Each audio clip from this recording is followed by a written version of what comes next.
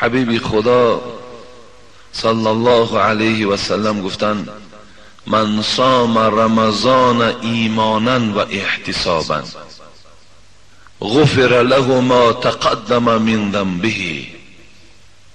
حبیبی خدا گفتن اگر کسی که این ماه مبارک رمضان، اگر کسی که از این روز این ماه مبارک ایمانا و احتسابا، از روی ایمانداری، از روی اخلاص اگر روزه دارد، غفر له ما تقدم من ذنبه.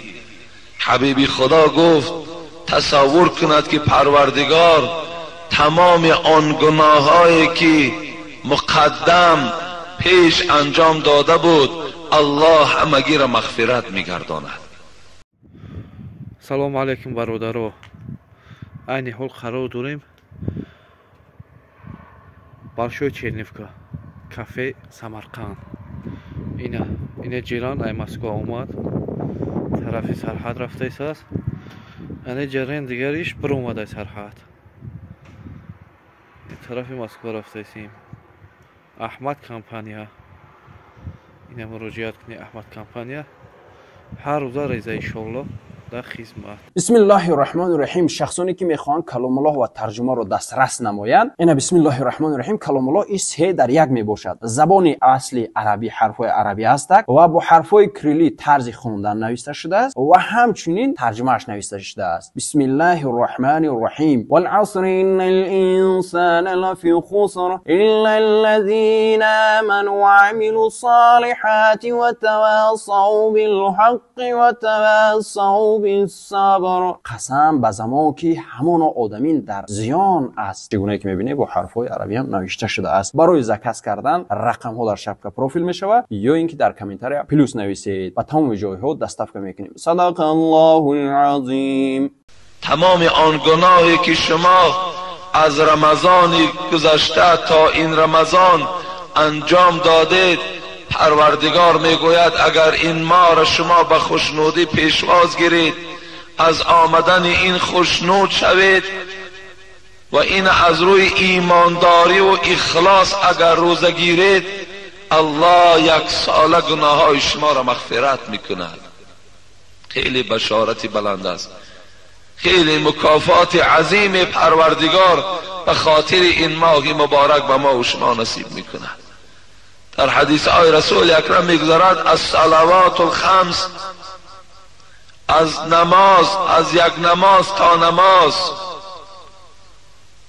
الجمعه الى الجمعه، از جمعه تا جمعه، الرمضان الى الرمضان، از یک ماه رمضان تا ماه دیگری رمضان، مکفرات لما بینهن اذا اجتنبت الکبائر.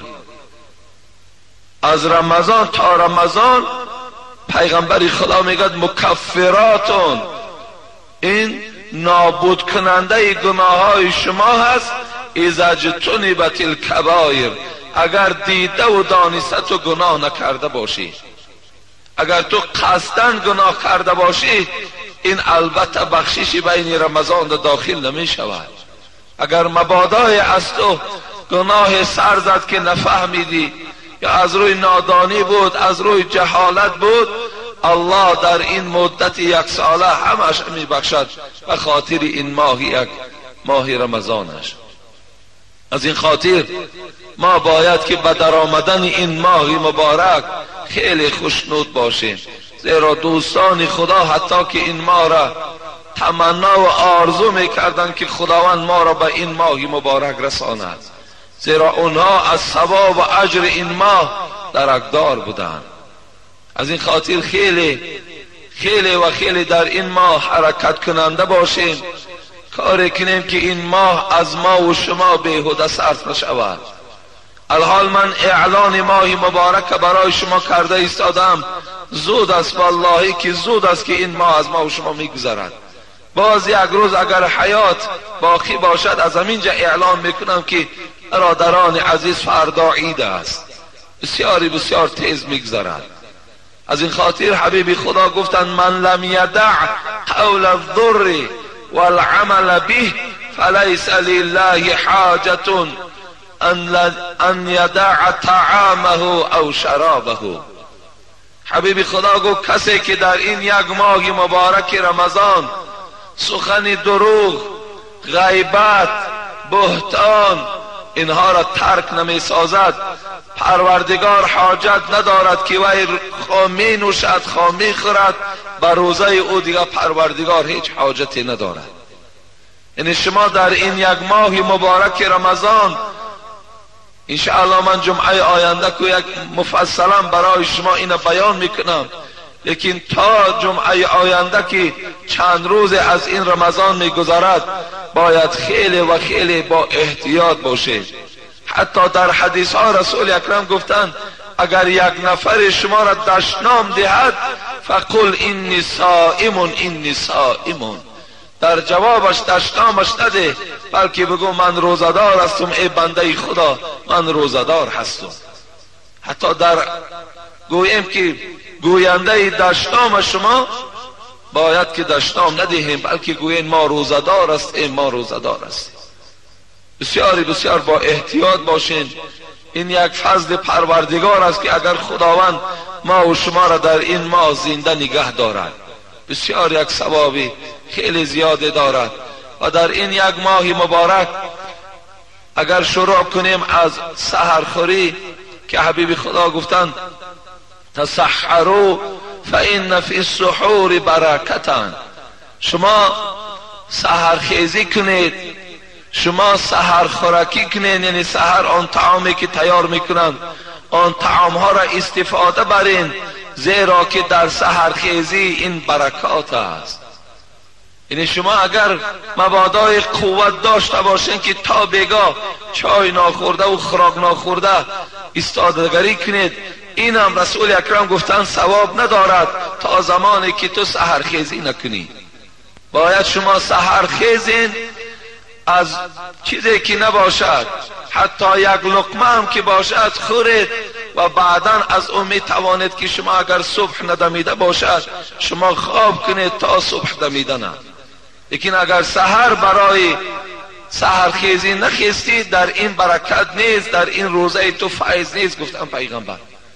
حتی که رسول اکرم گفتن فرق بین رمضان مسلمان ها و بین روزه اهل کتاب فقط در سحرخیزی هست. فرق بین روزه ما و فرق بین روزه نصرانی ها فقط در سحرخیزی گفت که اونا در سحر نمیخیزند، مسلمان ها باید در سحر خیزند. باید شما سحرخیزی کنید، اگرچه یک پیاله آب چای هم که باشد همون نوشیم برای خاطر برکت و فیضش، برای خاطر سخن حبیب خدا که امر دارد که شما سحرخیزی کنید. لیکن بسیار دادرای عزیز و پدرای مهربان، این ماه خیلی ماه نازک است. نازکی است از جهت چی است که از جهت شما خیلی با احتیاط باشین در خوردن طعام ها، که باز برای یگان دشمن دین و اسلام دستک نشود که این ماه رمضان همش درد و همش بیماری می آوردگی است. شما در خوردن همون طعام هاتان خیلی با اهمیت باشید که طعام های گرم قطعی شما چه از قسم سحر چه از قسم بیگاهی روزه شکاری کنید و روزه داری کنید. فقط با طعام های گرم. وقت خودش خنک شده است از طعام های خنک، از هر گونه طعام های گوییم که اگر یگان شب مانده و دیگر استفاده نبریم، شاید که اونها سبب شوند و شما بیمار شوید. بعضی بعد نامسلمان های وجود دارند که این روزه خودش چی است؟ روزه خودش البته پیدا کننده بیماری گفته برای خودش یگان دستک تیار میکنند، یگان دلیل تیار میکنند.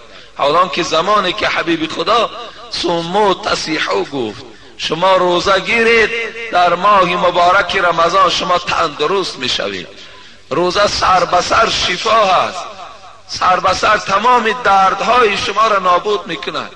در گزیت خوانده بودم که چندین همون دکترهای خیلی گویم پیش قدم امریکا همون بیماری هاشون با طریق روزه داشتن تبابت میکردن، که زیرا که حبیب خدا گفتن سرچشمه همه دردها این معده هست. وقتی معده که پر شد همون بیماری ها را تولد کردن میگیرد. اما رمضان این معده های ما و شما خالی هست. و این خاطر حتی سحر هم شما خوراکی زیاد استفاده نبرین. گذار که تا که در بین روز است، در قسم بیگاه است، کمی گرسنگی بالای تو غلبه کند، اون به فایده جسم تو حل می شود، به فایده بدن تو حل می شود. برای همین در خوردن طعام هاتون خیلی با دقت باشید. لکن یک جای دیگرش خیلی جای افسوس است که بعضی برادرای ما و شما قسم بیگاه میبینی وقتی که کشادن روزه میشود به ناس روزه شان میشکایند. بیگاهی میشود، اول کشایش روزه را که رسول اکرم گفتند با دو چیز میشکایدند، یکی خرما، اگر خرما که نمیشد خرمای تر، اگر خرمای تر نمیافتند خرمای خوش، خرمای خوش که نمیافتند بعد به آب میکشادند. از این خاطر امروز انشاءالله در بسیاری همین مسجدهای ما و شما بچه های گویم سخاوتمند پیدا شدن که مثل این مسجد ما هر سال چندین همون خرماهایی که الحال در فروش هستند میارن، مردم یک دانه به همون میشکایند. برای هم بهترین صورتش با همونها شکایین. شما کار کنین که در این یک ماه حتی همون نازکشی و سیگاریت کشی که دارین اینا تماما دور کنین. این حرام کرده های پروردگارن. شما با حرام کرده های الله روزه هاتون نشکایید.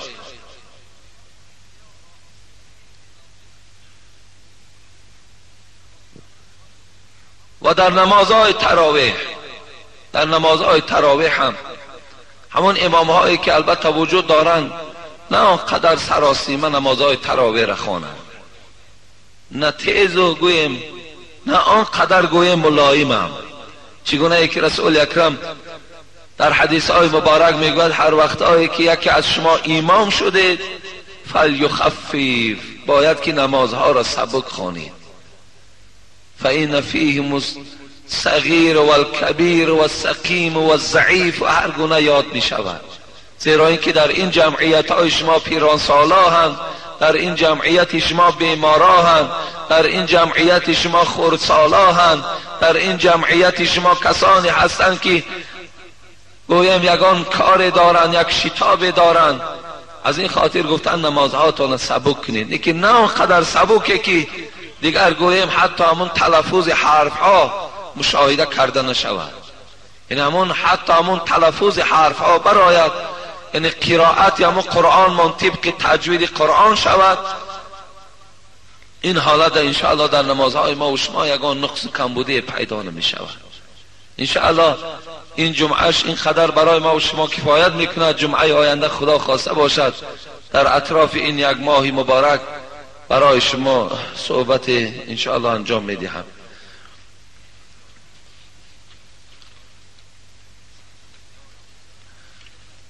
از 13 اوگوست 2006 شهر دوشنبه مجلس شورای علمای جمهوری تاجیکستان قرار میکند. یعنی چند چیزی را که مجلس شورای علما پیشنهاد کردن من به سمع شما میرسانم، زیرا که من هم در حضور مفتی بودم پر روز همین ها را برای ما دادن که در بین مردم خوانده دهید.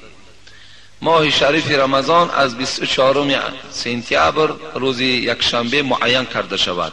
لایحه تقویم رمضان ترتیب داده شده قبول کرده شود. یعنی روز یکشنبه ما باید که روزه دار باشیم. شما هر کدام دیگه ملاگی و صوفیگی و شیخی تا طرف مونین، همین روز یکشنبه روزه هست. حتی در حدیث های رسول اکرم همین سحر خواندم که کسی که یک روز یا 2 روز پیش از رمضان روزه میگیرد و در نزد پروردگار گناهگار است. همین روزی که معین شد روز یکشنبه، همین روز یکشنبه همگی روزه میگیریم. دیگر همین پراکندگی و فلانی فلان کرد، فلانی فلان گفت، این فلانی را بگذاریم یک طرف. بس از همین پراکندگی و بس از همین نافهمی هایی که در بین من داریم. هر چیزی که اینا قرار کردن جوابگر خودشان هستند. دوم نصاب زکات 5000 سامانی معین کرده شود.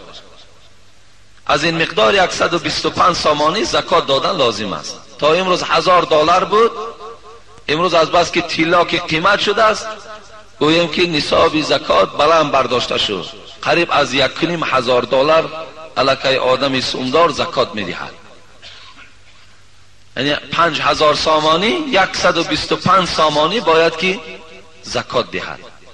صدقه فیتر موافق معیار شرعی 1 کیلو و 822 گرم گندم یا با قیمت امروزه بازار 1 سامانی معین کرده شود.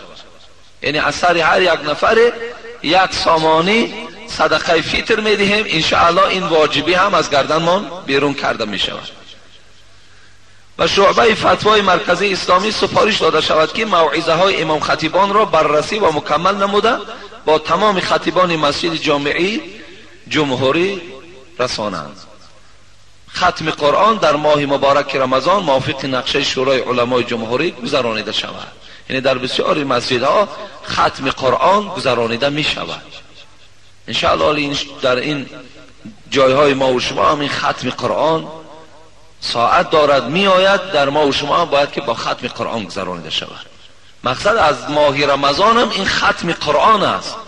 این ختم قرآن در مسئله فقهی حتی که مردم بیمارند بیمار نباشند گفته باید ختم قرآن کرده شود. انا این یک گویم که پیشنهاد رئیس شورای علمای جمهوری تاجیکستان بود. یعنی از این انشاءالله ما و شما همیشه امروزه موضوعمان که از 24 سپتامبر ما و شما باید که روزدار باشیم. و در قسم سحرخیزی در اینجا یک تقویم هم برآمده است البته در فروش است. اول روز از 4:28 شروع می شود. بعد آهسته یک روز در 2 منوت، یک روز دیگرش 1 منوت. همین خیلی میده کم کردن میگیریم. از این طرف از طرف شام باشد 6:28 است. آهسته باز چی میشد پس شدن میگیره 6:26 و 6:25 هم طرفتن میگیریم. یعنی این بعد تقویم بعد چیز دوشنبه راست کردگی است. در ما و شما یک 5 دقیقه فرق کننده است. بسیار بر وقتی بدم نخیزیم. بعضی آدمی هست که در ساعت 3 میخیزد، سال در ساعتهای 2 میخیزند. این قدر بر وقت هم چی در کار؟ حضرت زید ابن ثابت میگوید تسحرنا مع رسول الله صلی الله علیه و سلم. یک بار با پیغمبر خدا سحرخیزی کردم. ثم قمنا الى الصلاه. بعد از آن نماز بامداد رفتیم. قیل کم کان بینهما.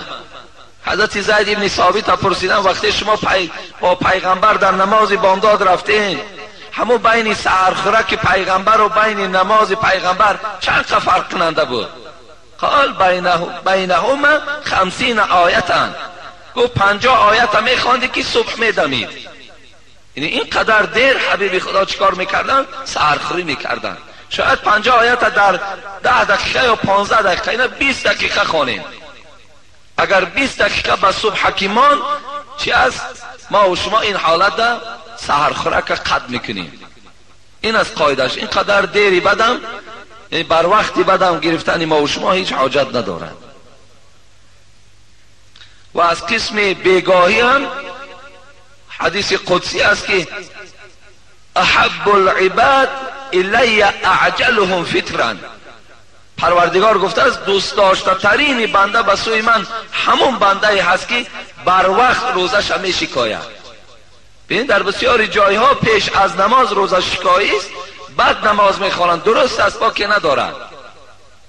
شما هم میتوانید که اگر مبادایی که در مسجدها اگر حضور داشته نباشین یا حضور نداشته باشین این حالت شما روزه هاتون شکایین بعدا نماز هاتون خوانین. این الله گفته است دوست داشته ترین بنده به سوی من است. زیرا شما در اصل اگر در نماز هم که قایم باشین همه خیال شما به سوی طعام است. از این خاطر شما روزه هاتون را شکایین، خاطرتون از طرف طعام جمع کنین، بعدا نماز خوانین. این ثواب است. السلام علیکم بابای حاجی مرزا. التماس با سوال من جواب گویه. نماز قضای همین روزه را در مسجد جماعت خواندن با امام درست است یا نه؟ درست است. اگر همین روزه نماز قضای جماعت باشد در مسجد، اگر با جماعت خواه پیشین باشد، یک قومی هستند در مسجد نماز میخواندند همگیشان گوییم که نماز پیشین قضا کردند. این حالت اگر همگی با جماعت در مسجد اگر همون قضای پیشین خوانند درست می شود. لیکن دیگر روزه هاش در مسجد ما قضا را جماعت نمی کنیم، زیرا خود قضا کردن گناه است. باز وای وقتی در بین مردم نشان میده که من قضایی خوانده ایستادم، یعنی گناه خود آشکار در بین مردم نشان داده ای، اینش الکی صاحبان کتاب اجازت نمیدهند. زنها میتوانند که نماز تراویح یا اینکه نماز 5 وقته را جماعت خوانند اگر امام زن باشد. در آخر سلامتی بر شما از خدا طلب دارند. یعنی در این ماه مبارک اگر یگان زنی گویم با فهم و زنی گویم که از مسئله و مسائل درکدار باشد، خوب می شود که اگر یک جماعت آراسته کنند و زن در حالتی که پیش می دراید مثل مردها پیش نمی دراید، در همون صف اول می ایستد، نماز تراویح همون زنها را خوانده می دهد. یعنی بعد چه از پیش چه از بعد او اگر بین زنها گویم باز یگان موعظه ترتیب دهد و زنها را گویم از همه حکمهای پروردگار خبر دهد، این انشاءالله یک تعلیم و درس است. اگرچند که نماز 5 وقته را برای زنها در مسئله فقه حنفی کراهیت گفتند، لیکن اگر جماعتشان کراهیت هم که داشته باشد، لیکن پهلوهای ثوابشان خیلی زیاد است، خیلی خیلی زیاد است. از این خاطر می توانند زنها که در این ماه جماعت ترتیب دهند، یگان زن عالمه را پیش درارند، همون در صف اولشان نمازشان را خوانده دهد، خوب است، این نیک است. لیکن در برابر این باز چیکار کنند؟ باید که چیزی به مردم رسانند.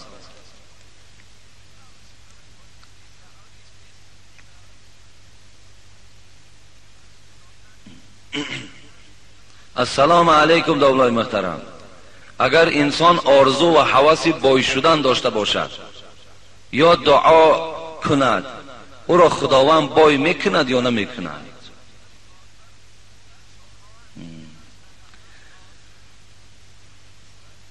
پیغمبر خدا در حدیث های مبارک میگوید کل شیء بقدر حتی العجز والکیس.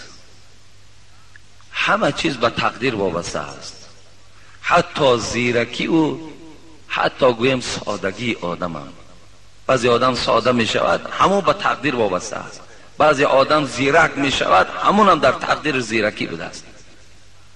حبیب خدا گفتن وقتی شما 4 ماه در شکم مادر هستین، 4 چیز ملائکه ها می نویسند.